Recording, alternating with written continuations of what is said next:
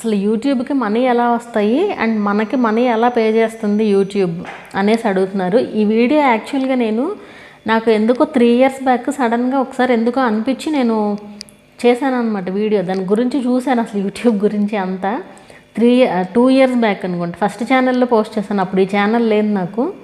So అప్పటికి ఇప్పటికీ చాలా మారిపోయిందండి అసలు. సో చాలా పెరిగిపోయాయి కూడా. అసలు రెవెన్యూ ఎట్లా వస్తుంది యూట్యూబ్కి అంటే మెయిన్ యాడ్స్.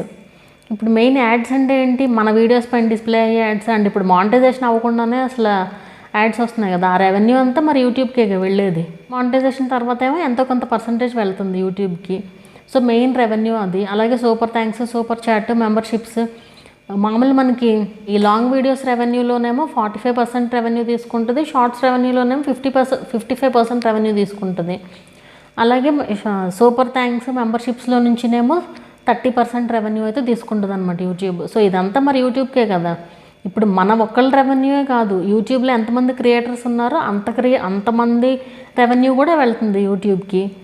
అండ్ అలాగే యూట్యూబ్లో 2.5 బిలియన్ కంటే ఎక్కువ మంది ఉన్నారంటండి వ్యూవర్స్. 2.5 బిలియన్ కంటే ఎక్కువ మంది వ్యూవర్స్ ఉన్నారు. అండ్ ప్రతి గంటకి కూడా యూట్యూబ్లో కనీసం 500+ అవర్స్, ప్రతి మినిట్కి 500+ అవర్స్ కంటెంట్ అయితే అప్లోడ్ అవుతూ ఉంటుందంట యూట్యూబ్లో. అండ్ 76 లాంగ్వేజెస్లో ఉందంటండి యూట్యూబ్. సో 76 లాంగ్వేజెస్లో నాట్ ఓన్లీ మన ఇండివిజువల్ క్రియేటర్సే కాదు, సెలబ్రిటీస్ వీళ్ళందరూ కూడా ఉంటారు కదా. సో మరి ఇప్పుడు బ్రాండ్స్ అని ఇవన్నీ చాలా రకాలు ఉంటాయి. సో ఇవి అన్నిటి నుంచి కూడా వాళ్ళకి మనీ వస్తాయి, యూట్యూబ్కి మనీ వస్తాయి. అండ్ మనకి ఇప్పుడు 2018లో యూట్యూబ్ ప్రీమియం అని చెప్పేసి ఒకటి వచ్చింది కదా. సో ఆ యూట్యూబ్ ప్రీమియం ఏంటి అంటే యాడ్స్ రాకుండా తీసుకుంటారనమాట ప్రీమియం అనేది. అంటే ఇప్పుడు వీడియో ప్లే చేసినప్పుడు యాడ్స్ వస్తాయి కదా. సో ఆ యూట్యూబ్ ప్రీమియం తీసుకున్న వాళ్ళకి యాడ్స్ రావన్నమాట. సో యాడ్స్ రాకపోయినా మన వీడియో చూసినా కూడా మనకు రెవెన్యూ వస్తుంది. యూట్యూబ్ ప్రీమియం రెవెన్యూ అనేసి ఉంటుంది మనకు అది. సో ఆ ప్రీమియం తీసుకున్న వాళ్ళే 80 మిలియన్ వ్యూవర్స్ ఉన్నారంట ప్రీమియం తీసుకుని చూసేవాళ్ళు. అండ్ ఇంకోటి ఏంటంటే ఇండియాలోనే ఎక్కువ చూస్తారంటండి యూట్యూబ్. 467 మిలియన్ వ్యూవర్స్ ఉన్నారంట యూట్యూబ్ నుంచి. ఇది యాక్చువల్గా యూట్యూబ్ అంటే యూఎస్ బేస్డ్ కదా, కానీ మన ఇండియానే ఫస్ట్ ఉంది. అంటే అంతమంది ఖాళీగా ఉన్నారనమాట. 467 మిలియన్ యూజర్స్ ఉన్నారంట ఇండియాలో యూట్యూబ్ చూసేవాళ్ళు. అండ్ ఈ మధ్య మనకి రీయూజ్డ్ కంటెంట్ అనేసి ఒకటి వచ్చింది కదా. సో మానిటైజేషన్ ఒకవేళ లక్కీగా మానిటైజేషన్ అయిపోయినా కూడా మానిటైజేషన్ తర్వాత రీయూజ్డ్ కంటెంట్ అని పోయే ఛానల్స్ చాలా ఉంటున్నాయి. సో ఆ ఛానల్స్ పోయినప్పుడు ఆ రెవెన్యూ ఇదివరకు అయితే మళ్ళీ యాడ్సెన్స్లో కలిసిపోయేది. బట్ ఇప్పుడు $100+ అయ్యాక ఈ ఇష్యూ వచ్చిందనుకోండి, ఆ రెవెన్యూ పోయినట్టే, అదంతా మళ్ళీ యూట్యూబ్కి వెళ్ళిపోతుంది. సో ఇలా బోల్డంత రెవెన్యూ ఇంకా దానికి యూట్యూబ్కి.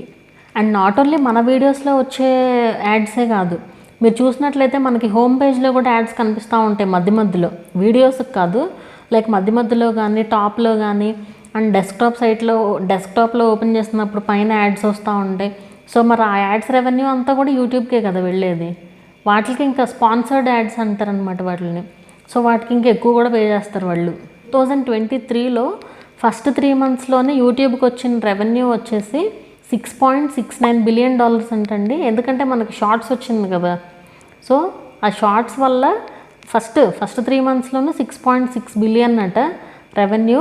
ఇంకా తర్వాత ఇంకా చాలా పెరిగి ఉంటుంది. అట్లా ఎవ్రీ మంత్ వచ్చినా కూడా అలా 6 4 24.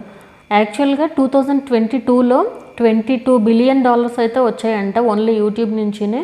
అది ఇంకా ఇయర్ అలా పెరుగుతూనే ఉంటుంది ఆ రెవెన్యూ అనేది. క్రియేటర్స్ పెరిగిపోతున్నారు, ప్లస్ యాడ్స్ పెరిగిపోతున్నాయి కదా.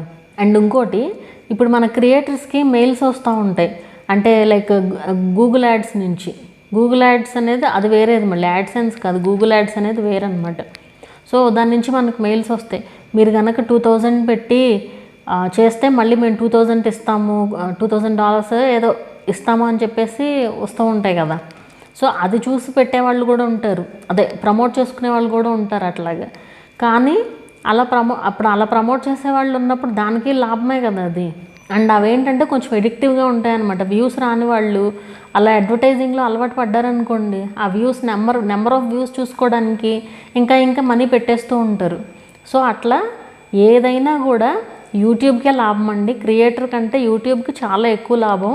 సో మన దగ్గర రెవెన్యూ కాకుండా ఇన్ని రకాలుగా వస్తుంది అనమాట యూట్యూబ్కి రెవెన్యూ.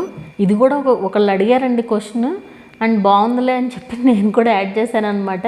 ఆల్రెడీ 2 years బ్యాక్ చేశానని చెప్పాను కదా, అప్పటికి ఇప్పటికీ అసలు ఈ నెంబర్స్లో అసలు పొంతనే లేదు, అసలు అంత పెరిగిపోయినాయి అనమాట. అప్పుడు యూసేజ్కి ఇప్పుడు యూసేజ్కి కరోనా తర్వాత అసలు మరీ పెరిగిపోయింది. సో ఇన్ఫర్మేషన్ మీకు ఎలా అనిపించింది అనేది నాకు కింద కామెంట్ చేయండి. వీడియోని వస్తే లైక్ చేయండి, అలాగే ఛానల్ని కూడా సబ్స్క్రైబ్ చేసుకొని మరొక మంచి వీడియోతో మళ్ళీ కలుద్దాము.